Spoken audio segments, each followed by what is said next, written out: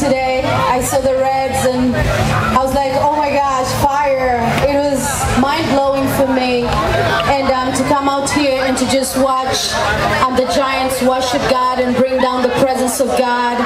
God is in this place, and my heart is so honored to stand here after such ministry and to share with you my story.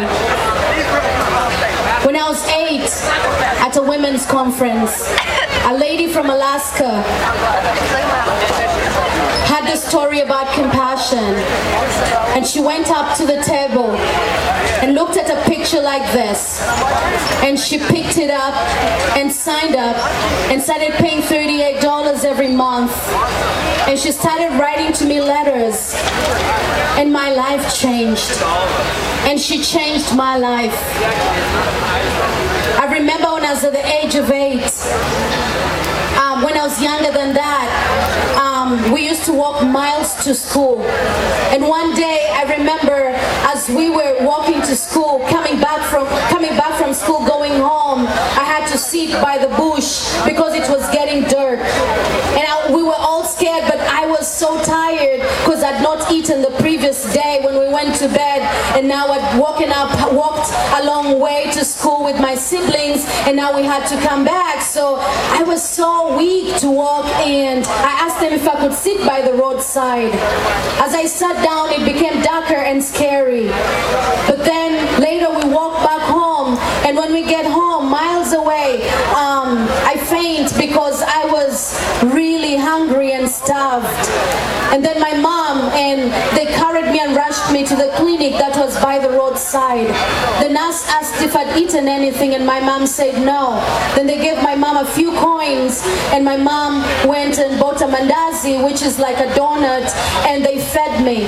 I remember when I was gaining my life, I shoveled everything into my mouth because I was shivering and I was very hungry.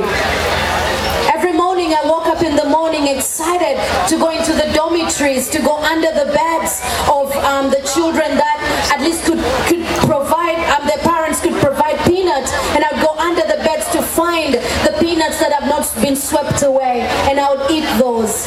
And I would look forward to that time when I would go and find a few peanuts when they have not yet swept the dormitories.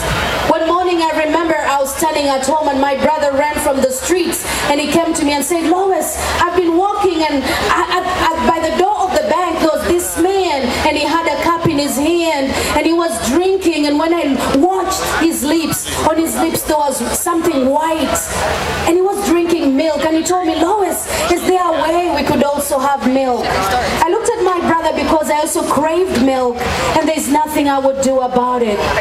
From a family of 8, my mom always used to put rugs of clothes. I know in the Global Village there's something like, I just passed there today and I saw something that just looked like my house back home when I was growing up. But at least they have a bed there, but for us we used to sleep on the floor in dirt. And my mom would put that kind of rugs of clothes together, and our head would lay on that, and our feet, the 8 of us, our feet would hang outside, because if we lay the right way on the bed, then it would maybe take up the 3 of us and not the 8 of us. And some of us wetted the bed, and because of that, we'd go to school smelling because some of us wetted the bed, and would enter class because it was one of the cheapest schools that the church around had offered for me to go and attend with my siblings for free. As I went there, I would smell poverty. I smelled urine and all these things that would happen in the night. And I looked like poverty, I smelled like poverty, I talked like poverty, I was shy, I couldn't raise up my head. When kids are laughing in the class, I was the one to be laughed at. One day, visitors came and they stood at the door, and the teachers pointed at me, and when they pointed at me, these visitors walked, and for the first time in the class, people that are well dressed came and picked my hand and held my hand. It was as though they were saying, Lois, finally we've heard your cry, finally we see you. I looked up at them and stood up from my seat, and they walked me to the church. And when I walked to this church, they took my pictures, and then they asked me some questions, and then I was registered with a church organization, and they introduced me to Jesus. Once again, I would lift up my head. Once again, I would look. Once again, they gave me soap, they gave me Vaseline. The smell started to go away. My skin texture started to change. I started to look beautiful again. I started to smile again. I started to know Jesus. Every Saturday, they would take us and teach us the Word of God. And my life changed from then onwards. And I want to tell you, from that day, when I entered the church, look at me today. My life has changed. I am standing before you today because somebody looked at this pocket. And this is not just a picture. It is a real life. I am not just a storyteller. I am a real life. I am Lois. My sponsor was from Alaska. She wrote to me letters every month and encouraged me. She would ask me, Lois, what do you want to be? And I was like, can I be anything? And she told me, you can be something. God created you for a reason. And she helped me to dream. She helped me see the future. And I told her I want to help children like me when I grow up. And bless the Lord, when in 2010 July, Compassion, a Moody Bible Institute offered scholarship to Compassion when our president spoke in Moody. And then they gave 3 scholarships to the entire 27 different countries of Compassion, where Compassion is working. I was given a scholarship to come to Moody Bible Institute.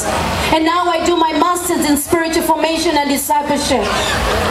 And we went back home last summer and we were able to teach the pastors Bible interpretation.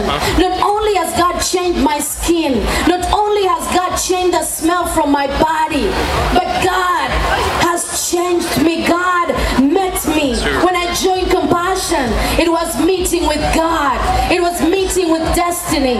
It was understanding the reason I was created. It was lifting my head up again. It was significance. My life has changed. And today I'm doing what my sponsor told me. As I go to Moody, I speak for these children. They are real children. They are real children who need to know that they are created for a reason. Thank God for the soap. Thank God for the education. Thank God for the Vaseline. Above all, I thank God that I know Him. I thank God that I was introduced to a life of Christ. And now I shine for Jesus. I live for Jesus.